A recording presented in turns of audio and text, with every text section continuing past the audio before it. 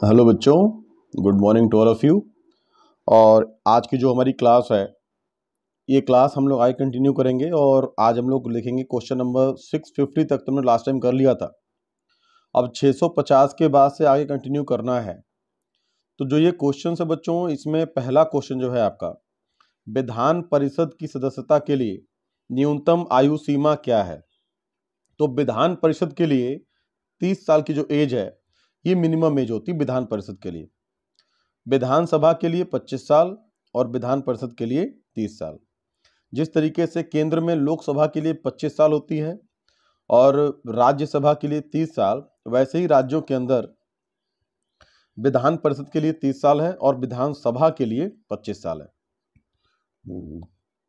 निम्नलिखित में से किस दृष्टिकोण से राज्य को प्राथमिक तौर पर सामाजिक व्यवस्था माना जाता है। सामाजिक दृष्टिकोण से, भाई सामाजिक व्यवस्था सामाजिक दृष्टिकोण से।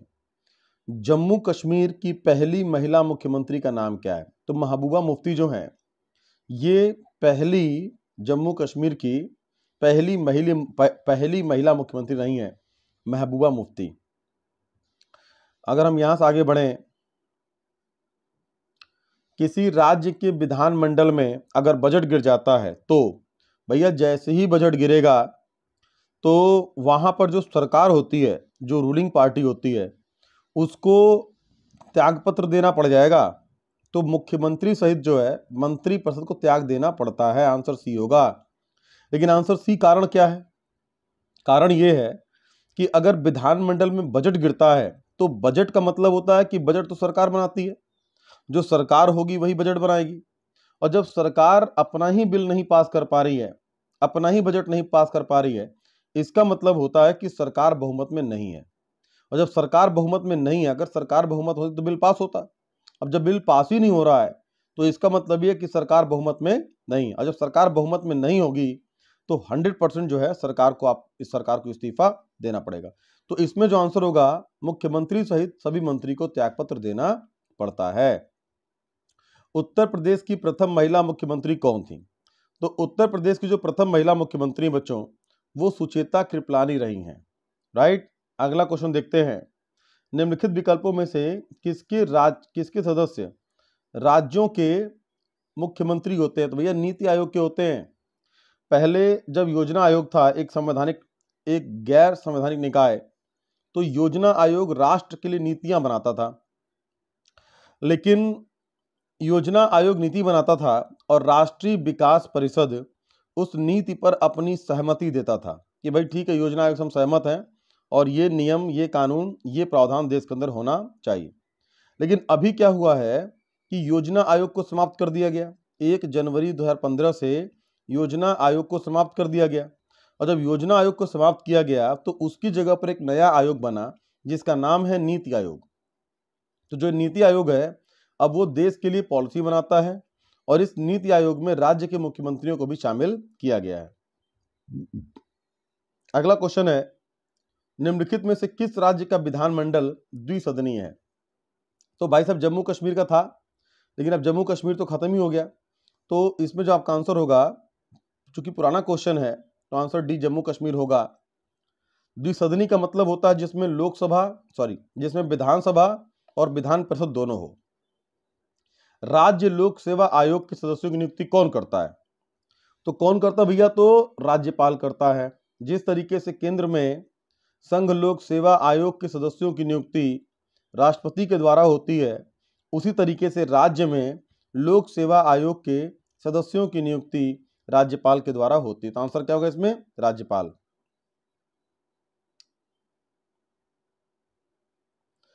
राज्यपाल का कार्यकाल कितने वर्ष का होता है? तो भैया 5 वर्ष का होता है। 5 वर्ष का। 5 वर्ष के लिए राज्यपाल अपॉइंट होते हैं। संविधान की 8वीं तालिका में सूचीबद्ध निम्नलिखित में से कौन सी एक किसी राज्य की राजधानी है। देखो बेटा, ये क्वेश्चन गलत दिया हुआ है। इसमें जो है 8वीं सूची में सभी भाषाओं की बात की गई है कि कौन कौन सी भाषाएं सूचीबद्ध हैं।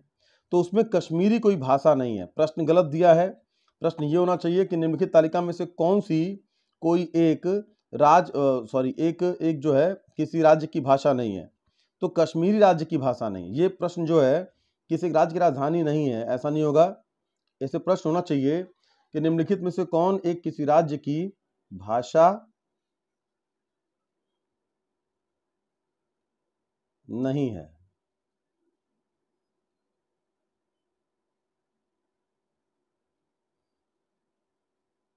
ये देख रहे हो, ये यही हथियार है जो स्क्रीन पे लिखता है। ये हमारा जो है ये ब्रह्मोस है और इसी से लिखता है स्क्रीन पे। बहुत बढ़िया पेन है बेटा, बहुत बढ़िया और बहुत शानदार पेन है ये स्क्रीन पे लिखने के लिए स्पेशली डिज़ाइन किया गया है। इसके आगे रबर लगा हुआ है और यही रबर जो है टच का काम करता है, सेंसिंग का काम करता है और इसी रबर के माध्यम से स्क्रीन पे हम लोग लिख पाते हैं, राइट। तो ये भाषा भैया, ये बहुत बढ़िया पेन है। ये आपको भी चाहिए तो 300-400 रुपये का आएगा, ले लेना और अपने स्क्रीन पे आप लिखते रहना, बहुत मजा आता है, सीरियसली बहुत मजा आता है, बहुत मजा। अगला क्वेश्चन देखते हैं। संसदीय प्रणाली वाली सरकार को अन्य किस नाम से जाना जाता है? तो भैया संघीय सरकार के नाम से जाना था, संघीय सरकार के नाम से। आप यहां से आगे बढ़ो। संविधान में निम्नलिखित में से किस पद की व्यवस्था नहीं की गई है? तो भैया उप प्रधानमंत्री की कोई व्यवस्था नहीं संविधान के अंदर, उप प्रधानमंत्री की कोई व्यवस्था नहीं है संविधान के अंदर। और अभी तक जो है 3 प्रधानमंत्रियों ने उप प्रधानमंत्री का पद रखा है। 2003 में जो है लाल कृष्ण आडवाणी भारत के अंतिम उप प्रधानमंत्री बने थे और तब से किसी प्रधानमंत्री ने उप प्रधानमंत्री के पद को नहीं रखा है, राइट। तो उप प्रधानमंत्री जो है वो भारत के संविधान में वर्णित नहीं है। जम्मू कश्मीर के अलावा निम्नलिखित में से वह कौन सा राज्य है जिसे विशेष संरक्षण प्राप्त है, भले ही कुछ मामलों में संविधान में कुछ भी कहा गया हो? तो भैया देखो, नागालैंड जो है इसको विशेष संरक्षण प्राप्त है। वैसे आपको हो तो जो जितने उत्तर पूर्व के राज्य हैं, जैसे कि भाई विशेष अधिकार तो अरुणाचल प्रदेश को भी प्राप्त है, अरुणाचल प्रदेश को भी प्राप्त है, लेकिन यहाँ जो है नागालैंड, इसको विशेष अधिकार प्राप्त है। इन विकल्पों में से नागालैंड आंसर आपका।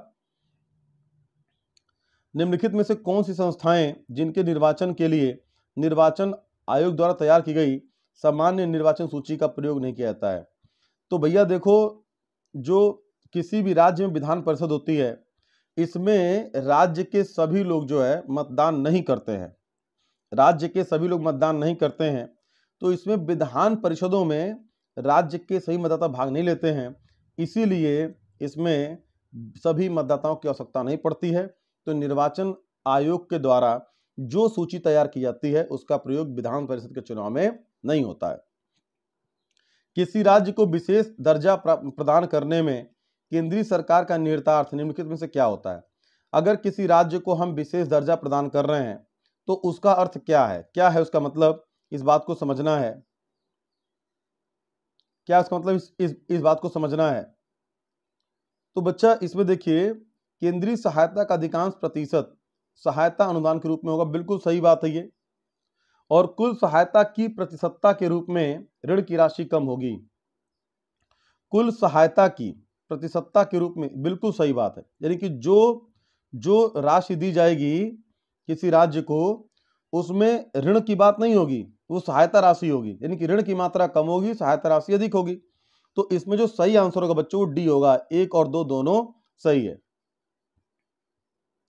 किस आयोग की अनुशंसा पर पंजाब का पुनर्गठन अधिनियम द्वारा पंजाब और हरियाणा राज्य गठित किए गए? तो बाबू इसके लिए आंसर है शाह आयोग। जो शाह आयोग है इसने पंजाब और हरियाणा के लिए अलग से प्रावधान किया गया और ये 2 राज्य अलग अलग बने, राइट। संसद और विधानसभाओं की विधायी जातियों की जांच कैसे की जाती है? न्यायिक समीक्षा के द्वारा। न्यायिक समीक्षा क्या है? तो जैसे मान लीजिए, इसका अर्थ हुआ क्या, ये विधायी जातियां क्या होती हैं, अतिरेक की जांच क्या मतलब, क्या इसका अर्थ है? इसका मतलब ये है कि अगर संसद जैसे कि लोकसभा, राज्यसभा और विधानसभाएं जो राज्य की सरकारें होती हैं, अगर वो कोई ऐसा बनाए कानून जो जनता के हक में नहीं है या जो पब्लिक ओरिएंटेड नहीं है, तो इसकी जांच किसके द्वारा की जाती है? तो इसकी जांच न्यायिक समीक्षा के द्वारा की जाती है, यानी कि कानूनी जांच करके, यानी कि कोर्ट में चैलेंज करके उस कानून की जांच की जा सकती है। तो न्यायिक समीक्षा, जुडिशियल रिव्यू के द्वारा जो है उसकी जांच की जाए कि जो कानून बना है वो कानून सही है कि नहीं है, राइट। आगे देखते हैं।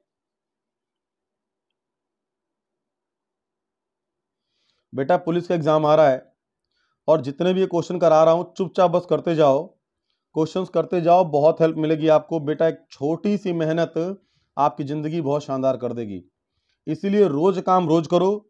ये करीब 70-80 क्वेश्चन डिस्कस करूंगा आज। ये 70-80 क्वेश्चन आपके दिमाग में बैठ जाना चाहिए। वीडियो को 1 बार 2 बार 3 बार 4 बार देखो, इसी को देखते रहो चुपचाप। अभी टॉपिक वाइज क्वेश्चन और कराऊंगा, साइंस के भी कराऊंगा, पॉलिटी भी कराऊंगा, ज्योग्राफी भी कराऊंगा। अभी टॉपिक वाइज क्वेश्चन और भी कराऊंगा इसमें, तो हम लोग ध्यान देते हैं, जरा देखते हैं।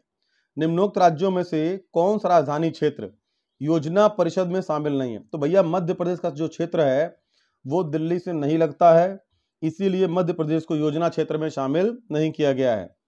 भारत के किस राज्य में सामान्य नागरिक संहिता है? तो देखो भाई, सब में था लेकिन गोवा में नहीं था। गोवा में 1962 तक विशेष छूट थी, तो इसमें होना चाहिए नागरिक संहिता नहीं है। कोई गलत प्रिंट हो गया है, इसमें होगा किसमें नहीं है। तो बच्चों गोवा में नहीं था, तो गोवा इसका आंसर होगा। केंद्रीय करों में राज्यों का हिस्सा निश्चित करने वाले प्राधिकरण कौन से हैं? तो भैया जो वित्त आयोग होता है, संविधान का आर्टिकल 280 इसमें प्रावधान किया गया वित्त आयोग के बारे में। और वित्त आयोग जो है वो बताता है कि जितने भी केंद्रीय कर हैं आयकर को छोड़ करके, उसमें राज्यों का कितना हिस्सा होगा, तो वो कौन तय करता है? वित्त आयोग तय करता है। वित्त आयोग का जो गठन होता है 5 साल के लिए होता है, राष्ट्रपति के द्वारा किया जाता है। और वित्त आयोग का जो अध्यक्ष होता है वो जो है वो तय करेगा कि क्या रिकमेंडेशन है उसकी, यानी क्या उसकी सजेशन है, क्या सलाह है, वो ये तय करेगा। राइट, आगे देखिए क्वेश्चन नंबर 671। निम्नलिखित में से वह अधिकारी कौन है जो भारत की समेकित निधि से राज्यों के राजस्व के सिद्धांत की व्याख्या करता है? तो भाई मैंने भी कहा था वित्त आयोग। विशिष्ट अधिकार जिसका उल्लेख संघीय राज्य सूची समवर्ती सूचियों में नहीं किया गया है, वह निम्नलिखित में किसमें निहित होता है? तो भैया देखो, अवशिष्ट अधिकार का मतलब होता है कि वो सभी अधिकार जो राज्य सूची में ना दिए गए हों, केंद्र सूची में ना दिए गए हों, और इसके अलावा जो है राज्य सूची में ना हो, केंद्र सूची में ना हो, या समवर्ती सूची में ना हो, तो ऐसे सभी अधिकारों को अवशिष्ट अधिकार कहा गया है। और अवशिष्ट अधिकारों पर कानून बनाने का अधिकार केवल और केवल केंद्रीय सरकार के पास है, केंद्रीय सरकार के पास है। तो आप इसमें राज्यसभा और लोकसभा दोनों कह सकते हो। राज्यसभा लोकसभा के द्वारा बनेगा और राष्ट्रपति जब उस पर अपनी अंतिम सहमति देगा, जब राष्ट्रपति सहमति देगा तो वह अंतिम रूप से क्या बन जाएगा बच्चों? कानून बन जाएगा। वित्त आयोग मुख्य रूप से राष्ट्रपति को किसके बारे में सिफारिश करने संबंधित है? वित्त आयोग का संबंध किसके बारे में भैया? तो केंद्र राज्यों के बीच निवल प्राप्ति का वितरण, बिल्कुल सही बात है। निवल का मतलब होता है कुल आय, कुल के वितरण से संबंधित है।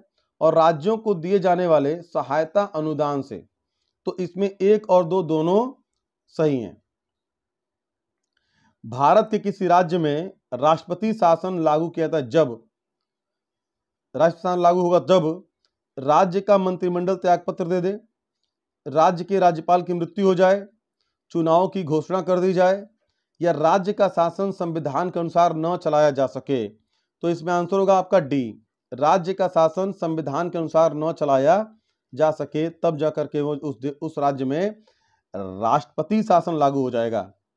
संविधान के किस उपबंध ने केंद्र सरकार को सेवा कर लगाने और उसकी व्याप्ति बढ़ाने का अधिकार दिया है? तो भैया इसमें जो है अनुसूची 2, अनुसूची 4, अनुसूची 2, अनुसूची 3, अनुसूची 3 और अनुसूची जो है किस उपबंध के केंद्र ने सरकार को सेवा कर लगाने और उसकी व्याप्ति बढ़ाने का अधिकार दिया है? बच्चों इस क्वेश्चन को पेंडिंग में डालो, मैं इसको चेक करता हूं और and then I will let you know in comment. ये जो क्वेश्चन नंबर 675 है, 675 है, मैं इसको चेक करके आपको कंफर्म करता हूं। राइट, अगला क्वेश्चन देखिए, संविधान का अनुच्छेद 370 किस राज्य पर लागू होता है?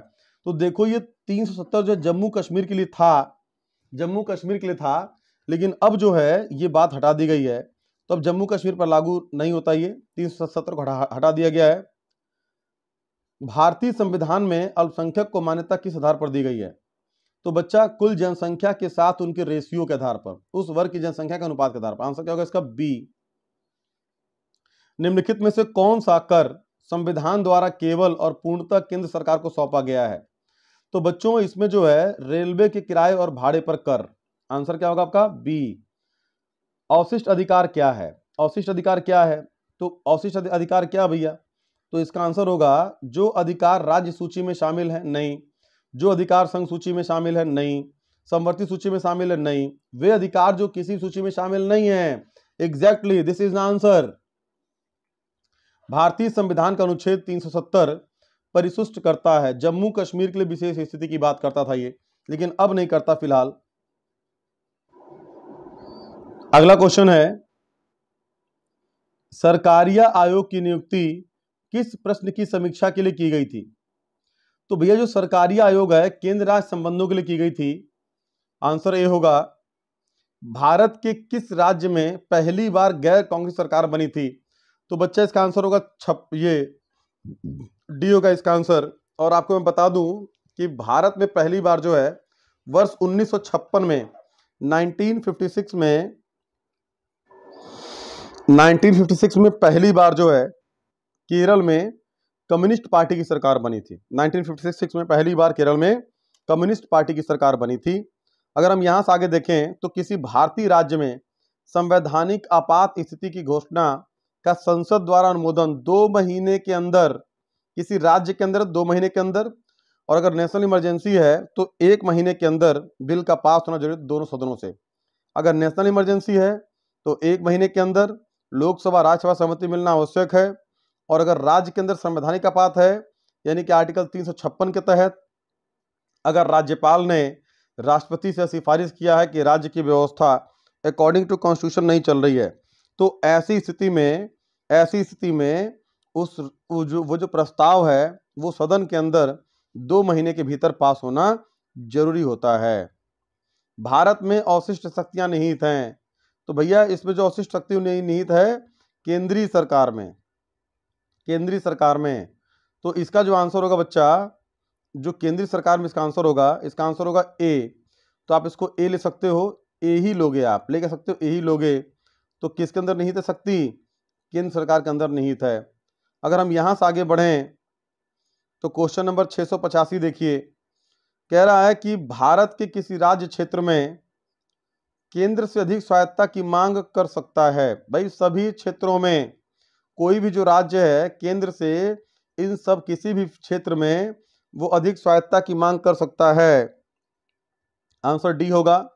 निम्नलिखित में से कौन जम्मू कश्मीर के मामले में अंतर्वादी नहीं रहा है? देखिए ये प्रश्न ठीक नहीं है, ये प्रश्न बहुत गंभीर है, बड़ा प्रश्न है। इसमें कम से कम करीब 700 लोग जो है अंतर्वादी रहे हैं, तो ये बता पाना बहुत मुश्किल है। ये करंट क्वेश्चन है, तत्कालीन समय में कौन रहा होगा कौन नहीं रहा होगा, तो ये बता पाना बहुत मुश्किल है। तो इस प्रश्न को आप काट दीजिए, ये प्रश्न आपका ठीक नहीं है, इसकी व्याख्या कर पाना मुश्किल है, और ये तत्कालीन समय का करंट अफेयर क्वेश्चन रहा है। तो ये करंट अफेयर क्वेश्चन तब रहा है, अब इसकी आवश्यकता नहीं है।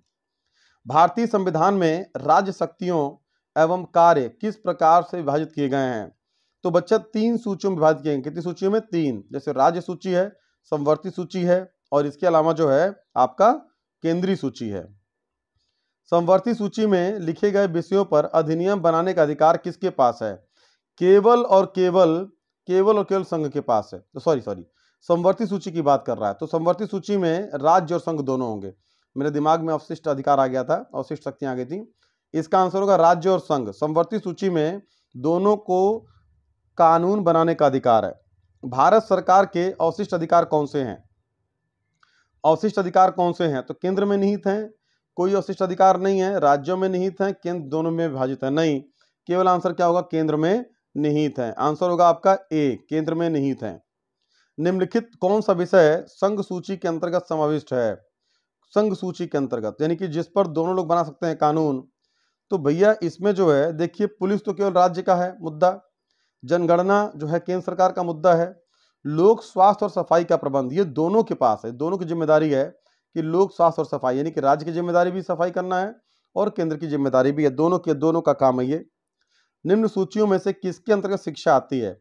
तो शिक्षा जो भैया समवर्ती सूची में आता है, यानी कि केंद्र सरकार और राज्य सरकार दोनों उस पर कानून बना सकते हैं।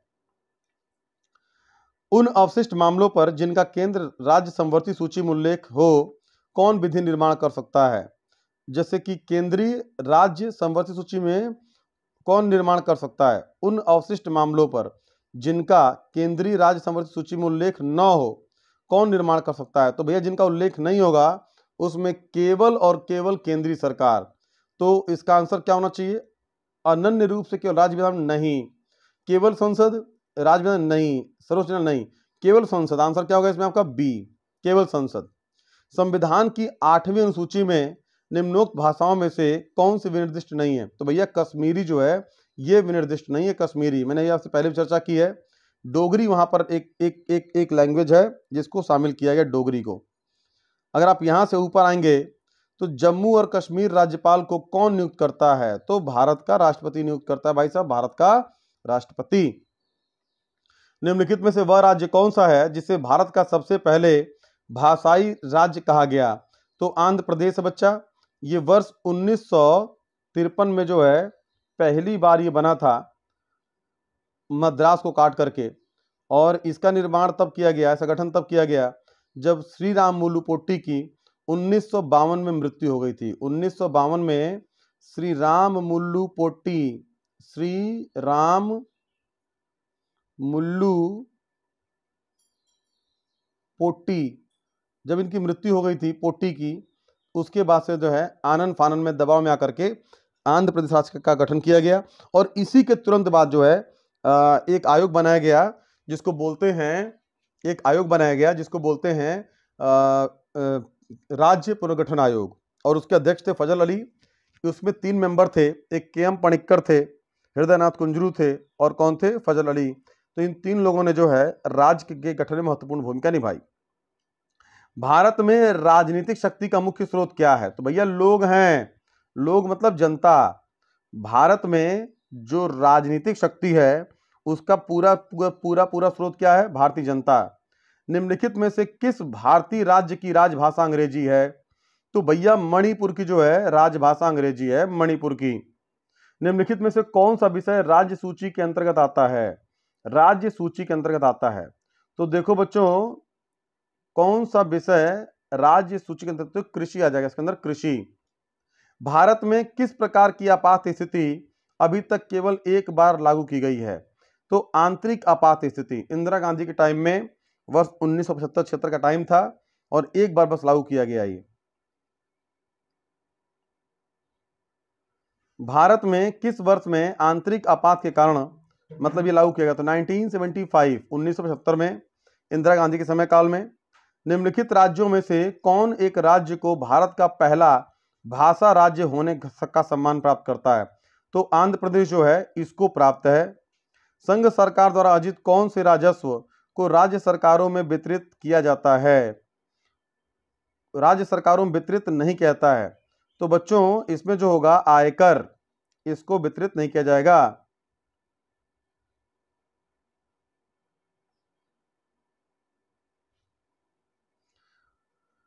क्वेश्चन है, भारतीय संविधान की समवर्ती सूची का अवधारणा किस देश के संविधान से लिया गया? तो ऑस्ट्रेलिया से बच्चा।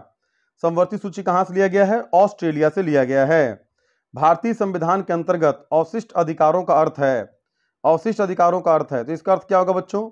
अंतर्राष्ट्रीय मामलों संबंधित अधिकार नहीं, आंतरिक आपात स्थिति संबंधित अधिकार नहीं, अधिकार जिनका प्रयोग केंद्रीय सरकार और राज्य दोनों द्वारा किया जा सकता है। अधिकार जिनको केंद्रीय सूची, राज्य सूची, समवर्ती में स्पष्ट रूप से शामिल नहीं किया गया है। तो इसमें आंसर होगा आपका डी, जिनको कहीं भी शामिल नहीं किया गया है।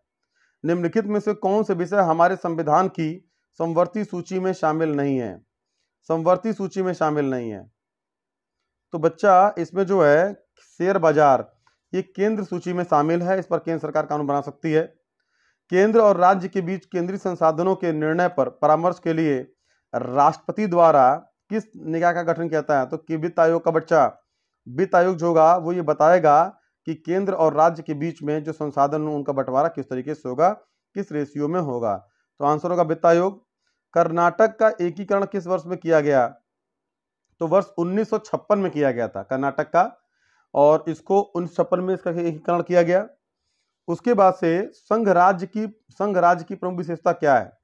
तो बच्चों देखो, इसमें विकेंद्रीकरण आप कह सकते हो या शक्तियों का पृथक्करण का सिद्धांत, ये दोनों बात एक ही हुई। संघ राज्य में कुछ शक्तियां केंद्र सरकार के पास होती हैं, कुछ राज्य के पास होती हैं, तो इसमें शक्तियों का विकेंद्रीकरण होता है।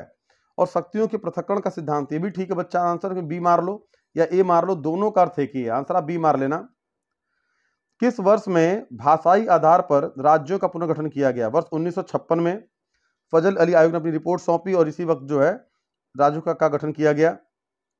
किस समिति आयोग ने केंद्र और राज्य संबंध की जांच की? तो अभी मैंने आपसे पहले कहा था सरकारिया आयोग ने की थी। आधारित लोकतंत्र किसे कहते हैं? तो बच्चों शक्तियों का हस्तांतरण, ये इसकी विशेषता है, ठीक है। पंचायती प्रणाली, ये भी इसकी विशेषता, ठीक है। शक्तियों का, ये भी ठीक है। उपयुक्त सभी, आंसर क्या होगा इसमें? उपयुक्त सभी। निम्नलिखित में से किस समिति की रिपोर्ट में लोकपाल और लोकायुक्त संस्थाओं की स्थापना की सिफारिश की गई थी? तो बच्चों इसमें जो होगा प्रथम प्रशासनिक सुधार समिति, इसने पहली बार जो है लोकपाल और इनके के गठन की बात की थी। त्रिभाषा सूत्र की सिफारिश किस समिति ने की थी? तो बच्चों त्रिभाषा सूत्र जो है, ये त्रिभाषा सबसे पहले जो है इसका गठन किया गया था 1947 में, आज़ादी के टाइम पर ही किया गया था। सॉरी, आज़ादी के टाइम पर इसका गठन किया गया था। और इसमें जो आपका सही आंसर होना चाहिए था वो राधा कृष्णन आयोग था, जो शुरुआत में इसका गठन किया था। तो इसमें हम आंसर को लिख दे रहे बच्चा, राधा कृष्णन आयोग। इसमें या तो आंसर में प्रिंट हो गया है या नहीं दिया है, लेकिन राधा कृष्णन आयोग जो है ये इसका सही आंसर है। निम्नलिखित में से क्या संघराज्य क्षेत्र में नहीं है? निम्नलिखित में से क्या संघराज्य क्षेत्र नहीं है? तो बच्चा इसमें जो नागालैंड है संघराज्य क्षेत्र नहीं है, नागालैंड संघराज्य क्षेत्र नहीं है। भारतीय संघ में कितने राज्य हैं? तो अभी 28 राज्य हैं और 8 जो हैं वो संघराज्य क्षेत्र हैं, 28 और 8। प्रथम भाषाई राज्य किसे बनाया गया था? तो प्रथम भाषाई राज्य बनने का जो गौरव प्राप्त है वो आंध्र प्रदेश को प्राप्त है 1953 में। लोक लेखा समिति में कितने सदस्य होते हैं? 22 होते हैं, 15 होते हैं लोकसभा से और 7 होते हैं राज्यसभा से, 15 और 7। भाषा के आधार पर राज्यों का पुनर्गठन किस वर्ष में किया गया था? 1956 के आधार पर। निम्नलिखित में से कौन संशोधन से बोडो डोगरी और डोगरी भाषाओं को 8वीं अनुसूची में शामिल किया गया था? तो किस संशोधन के द्वारा? तो बच्चों इसमें जो आपका होगा, किस संशोधन के द्वारा बोडो डोगरी वगैरह को शामिल किया गया था?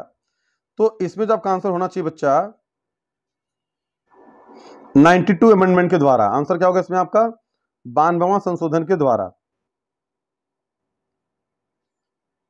जम्मू कश्मीर राज्य विधानसभा कार्यकाल कितने वर्ष का होता है? तो बच्चों अब तो वहां भी सब प्रावधान चेंज हो गया है, तो वहां का भी कार्यकाल 5 वर्ष का ही होगा, लेकिन पहले जो है 6 वर्ष का था, अभी 5 वर्ष का, अब केवल 5 वर्ष का होगा, राइट। नर्मदा जल विवाद न्यायाधिकरण किन 2 राज्यों के बीच में है? तो इसका आंसर होगा आपका महाराष्ट्र और गुजरात, इन 2 बीच में है। आंसर क्या होगा आपका? महाराष्ट्र और गुजरात। इन प्रश्नों को यहीं पर खत्म करते हैं आज की क्लास में, और आगे की क्लास कंटिन्यू होंगी। आप इन प्रश्नों को कम से कम 3 बार 4 बार देखिए, जिससे ये सारे प्रश्न आपके दिमाग में बैठ जाएं। बच्चों ये क्वेश्चन बहुत इंपॉर्टेंट हैं, ये अगर आप एक बार को ध्यान से पढ़े हो तो जब भी ये क्वेश्चन आपके सामने आएगा आप इसका आंसर मार दोगे। लेकिन कम से कम 3 से 4 बार आप इस वीडियो कंटिन्यू देखो, जिससे आपके जहन में सारे क्वेश्चन बैठ जाए। अगर 10 बच्चे भी ध्यान से देख रहे हैं, 3 बार 4 5 बार देख रहे हैं, तो वो बच्चे निश्चित रूप से सबसे अलग होंगे। मैं उम्मीद करता हूं कि आपको ये क्लास समझ में आई होगी। आगे फिर कंटिन्यू क्लासेस रहेंगी, और स्पेशल पुलिस के लिए जो है यूपी स्पेशल की क्लासेस और ये सब क्लासेस मैं यहाँ पे कंटिन्यू करने वाला हूँ। तो thank you guys so much, thank you so much. हम लोग नेक्स्ट क्लास में मिलते हैं, तब तक के लिए बाय, टेक केयर।